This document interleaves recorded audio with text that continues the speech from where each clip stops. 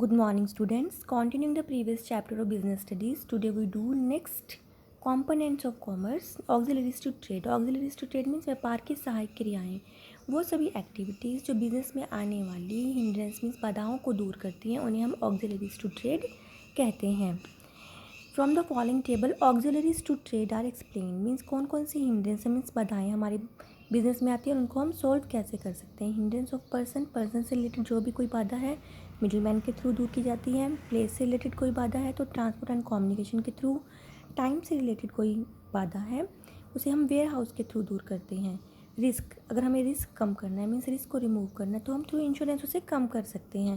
Finance से related कोई भी अगर हमारे पास बाधा है तो उसे हम बैंकिंग के थ्रू दूर कर सकते हैं. और इन्फॉर्मेशन की जो भी बाधा है वो हम एडवर्टाइजिंग के थ्रू रिमूव कर सकते हैं.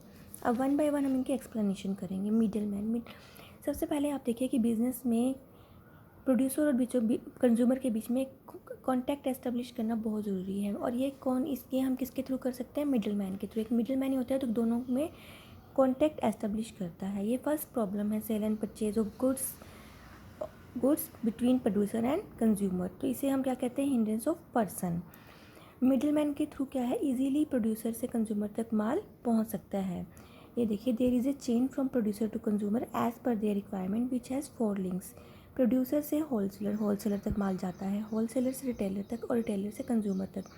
तो प्रोड्यूसर से होलसेलर तक पहुंचाने के लिए भी मिडिल मैन की ज़रूरत है, होलसेलर से रिटेलर तक भी मिडिल मैन के थ्रू ही माल पहुंचाया जाता है. और रिटेलर से डायरेक्टली हम कंज्यूमर को फिर सेल कर सकते हैं. तो मीन्स क्या है? Hindrance of person means person से रिलेटेड बाधा को हम किससे दूर कर सकते हैं? मिडिल मैन के थ्रू. मिडिल मैन के थ्रू इजीली माल प्रोड्यूसर से कंज्यूमर तक हम सेल एंड परचेज कर सकते हैं. Second is transport and communication. अब गुड्स की प्रोडक्शन एक प्लेस पे होती है लेकिन इसकी डिमांड क्या है? डिफरेंट पार्ट्स में होती है, कंट्री के डिफरेंट पार्ट्स में. तो क्या है, एक स्थान से दूसरे स्थान तक माल को पहुंचाने के लिए हमें किसकी हेल्प लेनी पड़ती है? ट्रांसपोर्ट. थ्रू ट्रांसपोर्ट ही हम गुड्स को एक प्लेस से दूसरे प्लेस तक हम पहुंचा सकते हैं. अब अलॉन्ग विद द ट्रांसपोर्ट के साथ क्या है? कम्युनिकेशन भी क्या है? एक इम्पॉर्टेंट सर्विस है. अब हमें इंफॉर्मेशंस को एक्सचेंज करना मीन्स कोई इन्फॉर्मेशन एक प्रोड्यूसर ने कंज्यूमर तक पहुंचानी है तो वो किसके थ्रू पहुंचाएंगे? Through communication. देखो कौन सी सर्विसेज है कम्युनिकेशन की? Postal services, telephone, fax, internet. इनके थ्रू हम कोई भी इंफॉर्मेशन प्रोड्यूसर से कंज्यूमर तक आराम से पहुंचा सकते हैं. Third point is banking and finance. अब बिज़नेस को टाइम टू टाइम फंड्स की ज़रूरत पड़ती, पैसे की ज़रूरत पड़ती रहती है. क्या करने के लिए? रॉ मटेरियल परचेज़ करने के लिए, कुछ भी एक्सपेंसेस बिजनेस में होते हैं उनको पूरा करने के लिए. तो क्या है? बैंक के थ्रू बैंक से लोन ले सकते हैं बिज़नेस जिससे कि उसके फंड्स की रिक्वायरमेंट पूरी हो सकती है. या फाइनेंस में कहीं से भी जो फाइनेंशियल इंस्टीट्यूशंस हैं उनसे भी वो पैसा ले सकता है. तो मीन्स मनी से रिलेटेड कोई भी प्रॉब्लम है मीन्स जो भी है वो कौन दूर करेगा? Banking and finance. Fourth one is insurance. Business में रिस्क होता है तो उस रिस्क को हम ख़त्म तो नहीं कर सकते लेकिन उस रिस्क को हम कम कर सकते हैं. कैसे? हम इंश्योरेंस करवा के. तो कोई जैसे कि थेफ्ट, चोरी से हमें चोरी का डर है, हमें आग से हमारे बिज़नेस को कोई खतरा हो सकता है या कोई भी नेचुरल कैलेमिटीज़, फ्लड एट्सेट्रा. तो हम क्या करा सकते हैं? इस केस में हम अपने बिज़नेस का इंश्योरेंस करवा सकते हैं ताकि अगर ऐसे कोई लॉस हो जाए तो उससे हमारी जो रिकवरी हो जाए, हमारे लॉस की रिकवरी हो जाए जिससे कि हमारे ऊपर ज़्यादा बर्डन ना पड़े. तो क्या है? हिंड्रेंस ऑफ रिस्क से संबंधित रिलेटेड जो भी बाधा है उसको हम इंश्योरेंस के थ्रू दूर कर सकते हैं.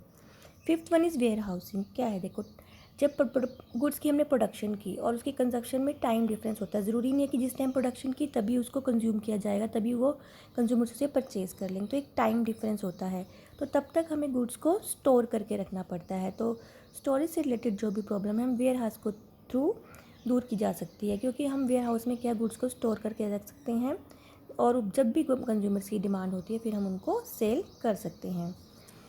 एडवर्टाइजिंग से क्या है? एडवर्टाइजिंग से हम अपने गुड्स की क्या कर सकते हैं? पब्लिसिटी कर सकते हैं. लोगों को अपने गुड्स के बारे में हम बता सकते हैं. अपने गुड्स की नॉलेज हम कंज्यूमर को एडवर्टाइजिंग के थ्रू इजीली दे सकते हैं. It is through advertising that the consumer come to know about the new product and their utility.